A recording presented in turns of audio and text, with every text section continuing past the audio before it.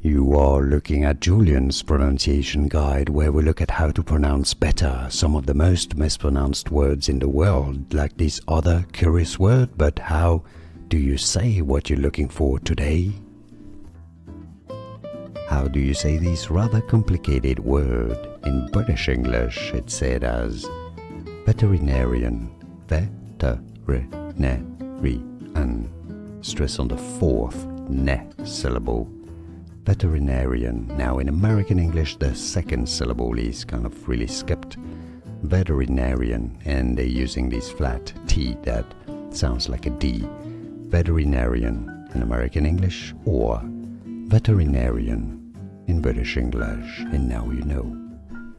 Here are more videos on how to pronounce more confusing words and names too many mispronounced. Like this video if you found it useful. I appreciate your support. I'll see you soon, and thanks for watching.